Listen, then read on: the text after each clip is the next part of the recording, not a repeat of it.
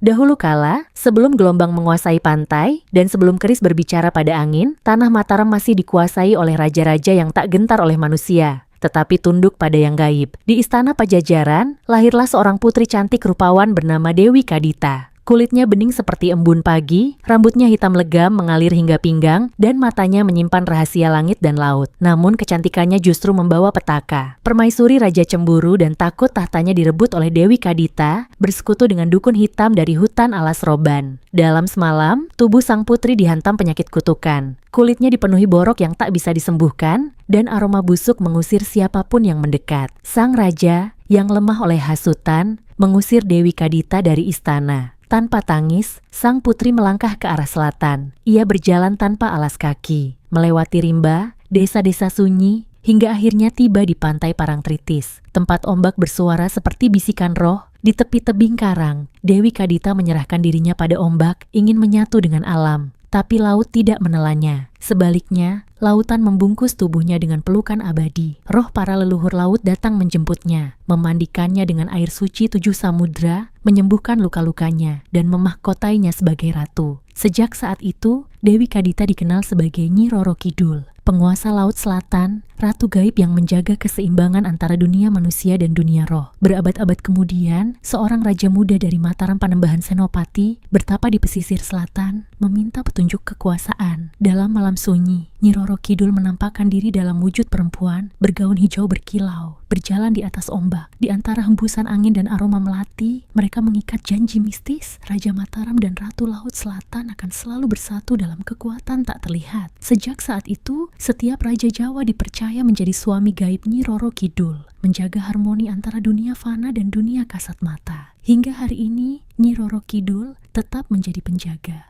Bukan hanya lautan, tetapi juga kehormatan dan keseimbangan budaya Jawa. Ia adalah lambang kekuatan feminin, kemarahan yang adil, dan keindahan yang melampaui waktu. Jika engkau berdiri di tepian Parangtritis saat bulan purnama dan mencium bau melati tanpa asal, mungkin dia sedang lewat mengawasi. Di suatu malam selikur, saat angin laut menampar kasar pepohonan pandan, seorang pemuda dari desa kecil bernama Jagat berjalan menyusuri pantai Parangkusumo. Ia bukan siapa-siapa, hanya anak nelayan miskin yang suka menulis syair dan bicara sendiri pada laut. Namun malam itu berbeda. Angin diam, ombak tiba-tiba surut. Udara mengandung wangi melati yang menusuk dada. Jagat mendongak dan melihat bulan seperti membelah langit, besar dan menguning. Lalu dari laut, muncullah kereta beroda ombak, ditarik oleh ikan-ikan pari raksasa. Di atasnya, duduk seorang wanita berjubah hijau zamrud, rambutnya menjuntai menari seperti gelombang air. Parasnya tidak bisa dijelaskan. Ia adalah keindahan yang membuat hati tercekat, sekaligus ketakutan yang membuat lutut lemas.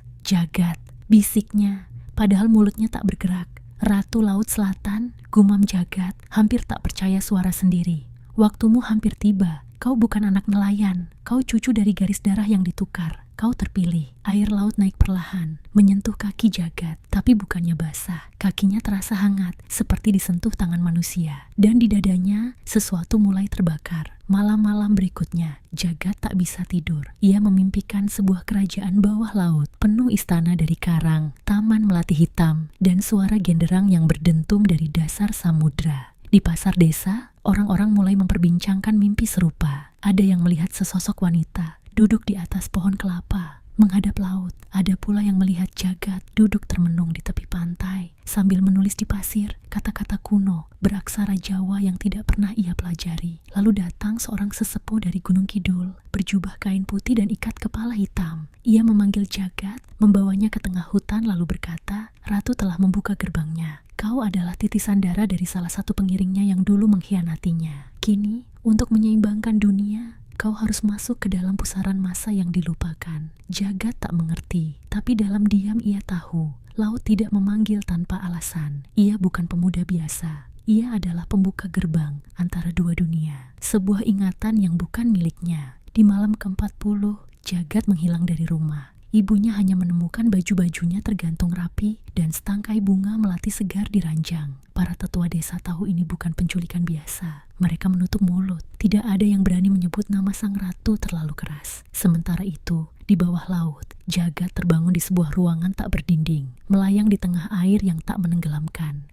Di sekitarnya, para prajurit berpakaian emas dan sisik ikan bersujud ke arah satu singgasana. Dari kejauhan, langkah kaki bergema, bukan bunyi air, tapi denting gelang, lembut dan menggetarkan. Nyi Roro Kidul berjalan mendekatinya, kali ini tidak seperti Dewi dari mimpi, tapi seperti sosok yang sangat nyata. Matanya tidak memandang jagat, melainkan menembusnya seakan membaca seluruh garis nasibnya sekaligus. Jagat, ucapnya, kau akan kubentuk bukan sebagai raja, tapi sebagai penyeimbang. Apa yang harus kulakukan? Tanya Jagat. Suaranya gemetar, tapi tidak takut. Kau akan menyatu dengan gelombang. Kau akan melihat apa yang manusia lupakan, tapi ingat, sekali kau melihat bentuk asliku, kau tak bisa kembali menjadi manusia utuh. Jagat menunduk. Dalam dirinya ombak mulai berbicara. Suara air menjadi suara leluhur, dan tak ada lagi daratan yang terasa seperti rumah. Jagat kini tinggal di antara dua dunia. Tubuhnya tidak mati, tetapi tak lagi sepenuhnya hidup. Ia menjadi pengembara laut dalam, menjelajah istana-istana tenggelam, gua karang yang menyimpan naskah-naskah kuno berbahasa tak dikenal, dan ruang pemujaan tempat air tak bergerak sama sekali. Namun dalam keheningan itu, ada sesuatu yang mulai bergerak.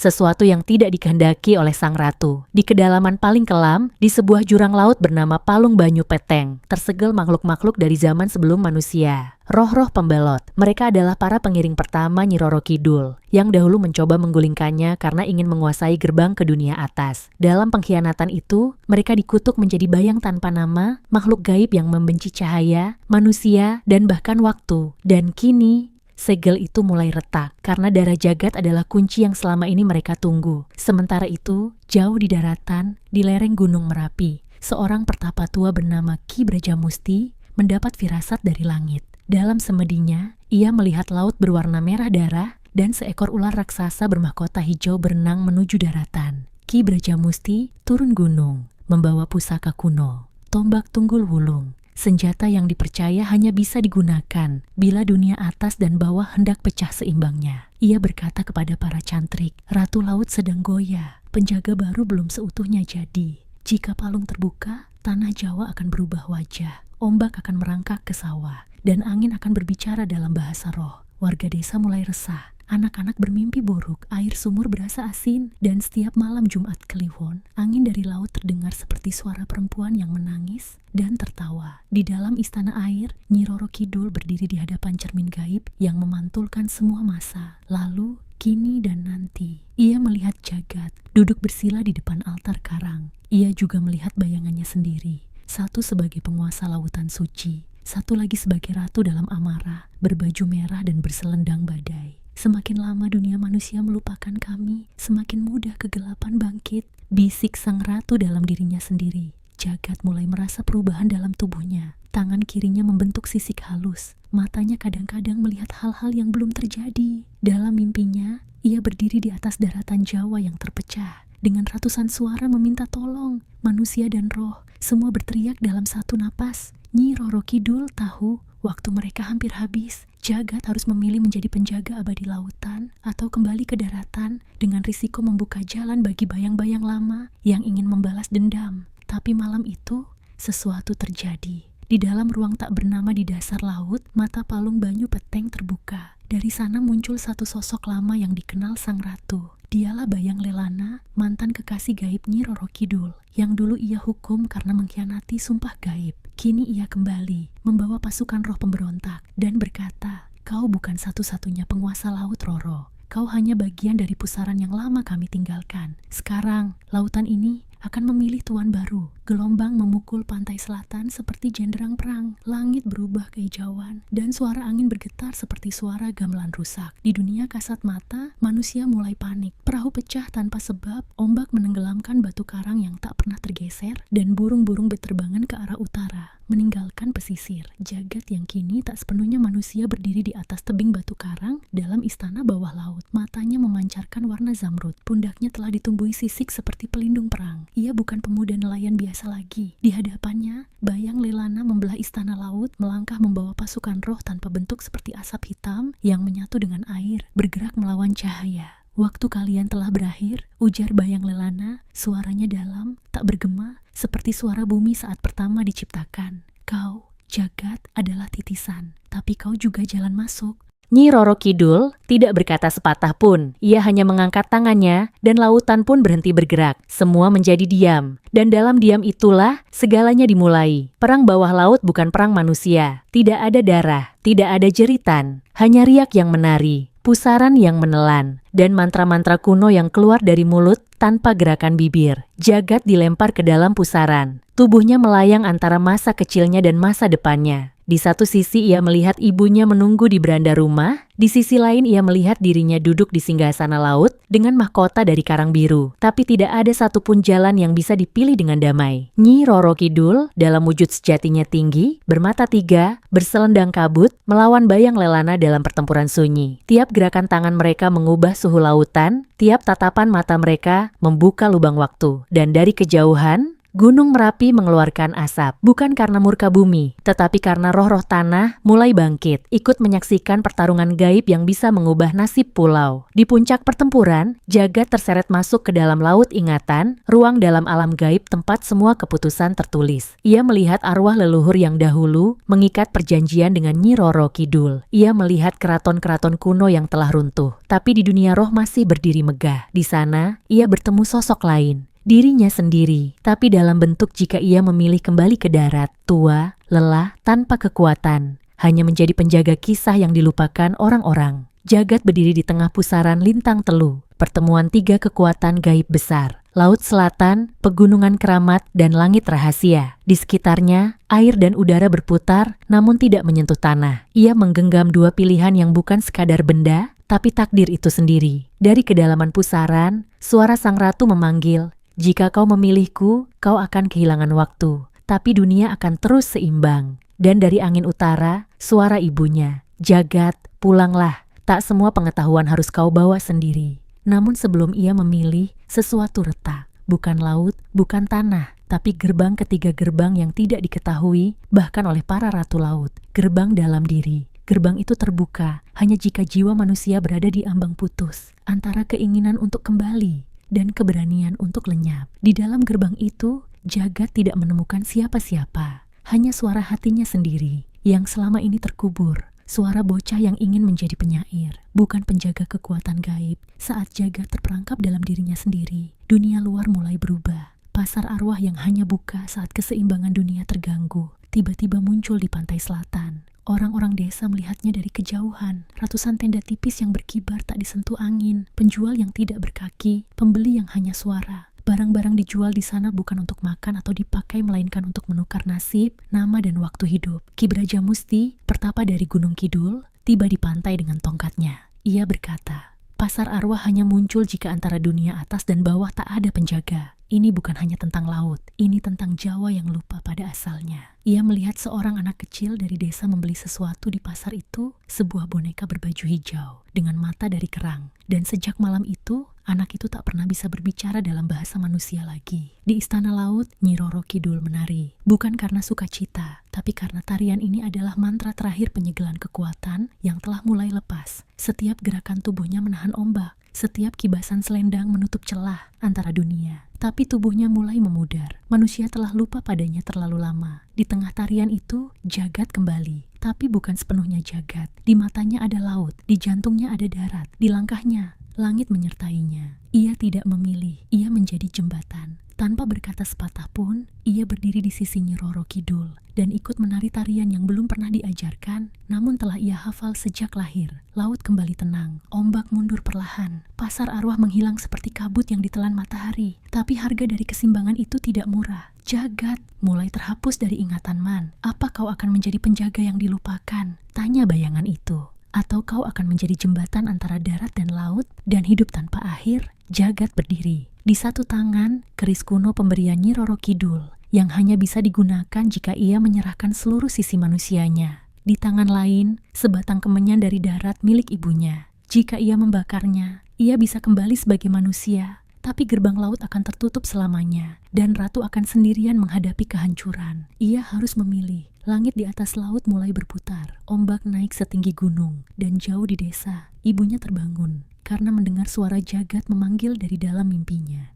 Jagat berdiri di tengah pusaran lintang telu, pertemuan tiga kekuatan gaib besar, laut selatan, pegunungan keramat dan langit rahasia. Di sekitarnya, air dan udara berputar, namun tidak menyentuh tanah. Ia menggenggam dua pilihan, yang bukan sekadar benda tapi takdir itu sendiri. Dari kedalaman pusaran, suara sang ratu memanggil, "Jika kau memilihku, kau akan kehilangan waktu, tapi dunia akan terus seimbang." Dan dari angin utara, suara ibunya, "Jagat, pulanglah. Tak semua pengetahuan harus kau bawa sendiri." Namun sebelum ia memilih, sesuatu retak. Bukan laut, bukan tanah, tapi gerbang ketiga, gerbang yang tidak diketahui bahkan oleh para ratu laut. Gerbang dalam diri. Gerbang itu terbuka hanya jika jiwa manusia berada di ambang putus, antara keinginan untuk kembali dan keberanian untuk lenyap. Di dalam gerbang itu, Jagat tidak menemukan siapa-siapa. Hanya suara hatinya sendiri yang selama ini terkubur. Suara bocah yang ingin menjadi penyair, bukan penjaga kekuatan gaib. Saat Jagat terperangkap dalam dirinya sendiri, dunia luar mulai berubah. Pasar arwah yang hanya buka saat keseimbangan dunia terganggu, tiba-tiba muncul di pantai selatan. Orang-orang desa melihatnya dari kejauhan. Ratusan tenda tipis yang berkibar tak disentuh angin, penjual yang tidak berkaki, pembeli yang hanya suara. Barang-barang dijual di sana bukan untuk makan atau dipakai, melainkan untuk menukar nasib, nama dan waktu hidup. Ki Brajamusti, pertapa dari Gunung Kidul, tiba di pantai dengan tongkatnya. Ia berkata, pasar arwah hanya muncul jika antara dunia atas dan bawah tak ada penjaga. Ini bukan hanya tentang laut, ini tentang Jawa yang lupa pada asalnya. Ia melihat seorang anak kecil dari desa membeli sesuatu di pasar itu, sebuah boneka berbaju hijau dengan mata dari kerang. Dan sejak malam itu, anak itu tak pernah bisa berbicara dalam bahasa manusia lagi. Di istana laut, Nyi Roro Kidul menari, bukan karena sukacita, tapi karena tarian ini adalah mantra terakhir, penyegelan kekuatan yang telah mulai lepas. Setiap gerakan tubuhnya menahan ombak, setiap kibasan selendang menutup celah antara dunia.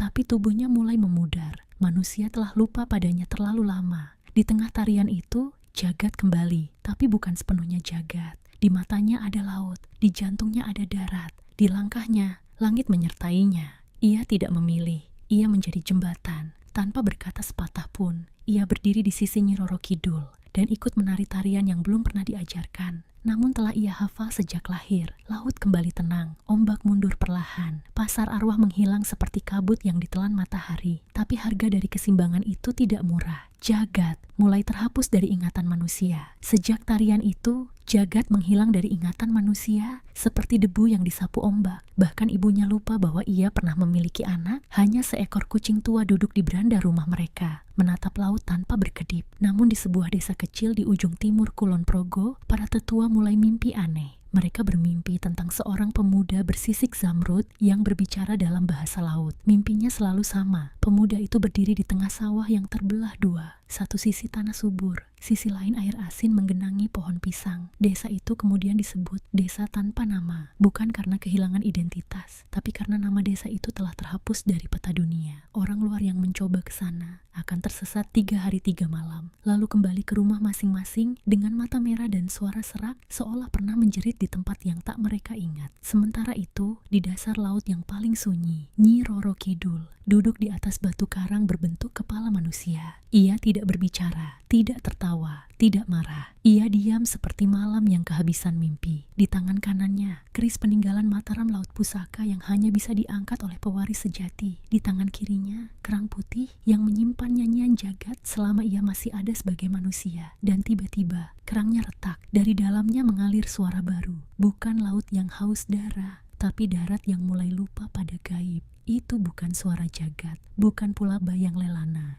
Itu suara anak kecil, seorang roh baru, lahir dari tarian dua dunia, darah darat dan air laut. Anak ini bukan terlahir dari rahim, tetapi dari ritus yang belum selesai. Pada malam Jumat Kliwon berikutnya, perempuan-perempuan tua di pantai Parangtritis mulai melukis tanpa sadar di atas pasir. Setiap goresan membentuk wajah, mata 3, rambut melilit ombak, dan selendang yang meneteskan air garam bercampur darah. Mereka tahu, itu bukan Nyi Roro Kidul yang mereka kenal. Itu adalah bayangannya sendiri, sisi gelap dari sang ratu yang selama ini ia kunci jauh di dasar istana. Bayangan ini mulai hidup karena keseimbangan telah berubah. Jagat sebagai jembatan tidak bisa menahan semua arah. Bayangan itu mulai merasuki laut, menyamar menjadi sang ratu dan mendatangi mimpi para pemimpin desa.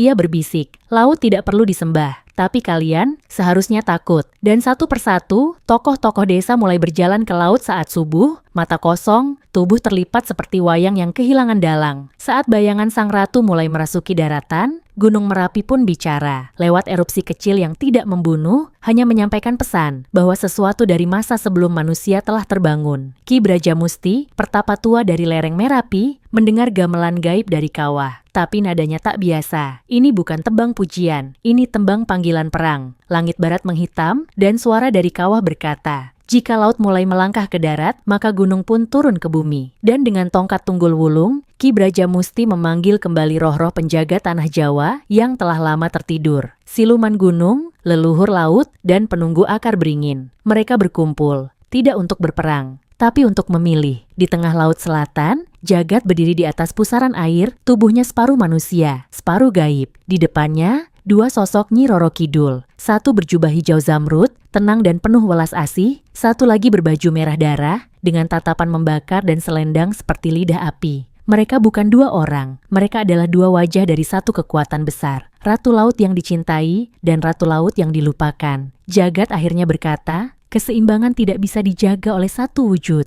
Laut adalah rahim dan amarah. Aku adalah jembatannya. Dengan suara gamelan dari kawah Merapi bergema di langit dan ombak berputar seperti huruf-huruf Hanacaraka, Jagat menikam keris peninggalan Mataram ke jantung laut. Laut terdiam, langit terang sejenak, dan dua sosok ratu menyatu menjadi satu, bukan sebagai penguasa tunggal, tapi sebagai penjaga sunyi. Ratu yang tahu dirinya tak perlu disembah, tapi diingat. Beberapa tahun kemudian, di sebuah desa dekat pantai, seorang ibu tua duduk di beranda. Di sampingnya, seorang anak kecil berambut ikal, memainkan kerang putih yang selalu bersenandung bila dekat air. Siapa namamu, Nak? Tanya sang ibu. Anak itu tersenyum. Aku cuma penjaga ombak. Setiap malam Jumat Kliwon, ombak masih datang. Tapi bukan lagi untuk mengambil, melainkan untuk berbisik. Tentang keseimbangan, tentang penjaga, tentang seorang pemuda bernama Jagat yang tak lagi diingat manusia, tapi hidup dalam setiap suara laut. Dan Nyi Roro Kidul. Ia tak lagi terlihat, tak lagi muncul di mimpi, tapi ia ada dalam tiap ombak yang tak jadi bencana, dalam tiap perahu yang pulang tanpa hilang, dalam tiap anak yang lahir saat bulan purnama bersinar di atas pantai selatan. Yang gaib bukan untuk ditakuti, tapi dihormati. Yang tak terlihat bukan hilang, hanya menunggu dikenang.